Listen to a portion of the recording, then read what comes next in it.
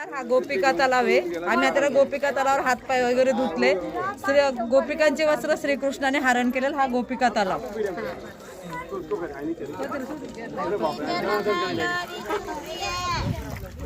आम्ही खास द्या ना. या ठिकाणी आलेलो आहोत.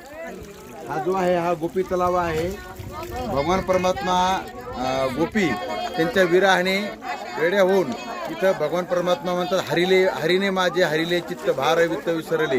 भगवान परमात्म्यानी गोपिका भगवान परमात्म्याला पाहिल्यानंतर आपलं चित्त हरण म्हणजे त्यांचं देह भार विसरून जायच्या. आणि आजच्या ठिकाणचं हे भगवान परमात्मा गोपिका इथं स्नान करता आल्यानंतर या ठिकाणी त्यांचं वस्त्र हरण करायचे. या ठिकाणी त्यांची रासक्रीडा भगवान परमात्मा या ठिकाणी करायचे. असं हे जे ठिकाण आहे पवित्र, या ठिकाणी ज्या ठिकाणी भगवान परमात्म्यांनी रासक्रीडा गोपिकांनी रासक्रीडा वस्त्र हरण केलेलं आहे असं हे ठिकाण म्हणजे गोपी तलाव आहे.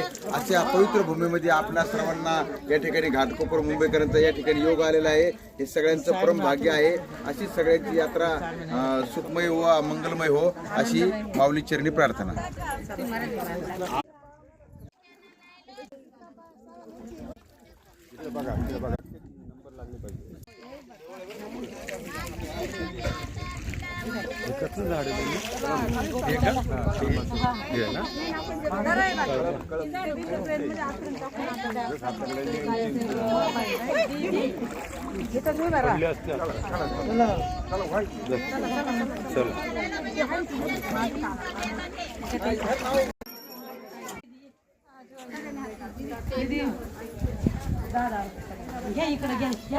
या तुम्ही. अगं ताई ते हातात घे.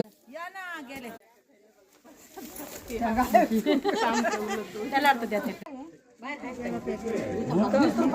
आता नाही घेतला का?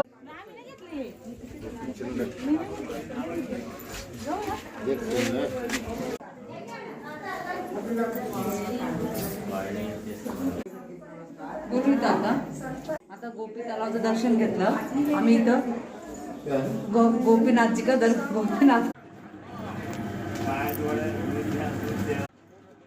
गोपिका तलावावर दर्शन करून गोपिका चंदन घेतलंय. गोपिका चंदनला इथं जास्त महत्व आहे. इथं दर्शनाला आलं की गोपिका चंदन घ्यायचं.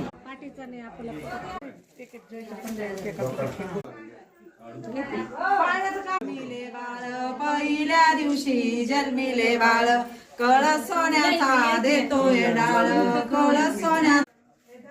हा इथे घे ग बाई. श्रीकृष्ण आहे तिथे. थांब. समुद्र जाम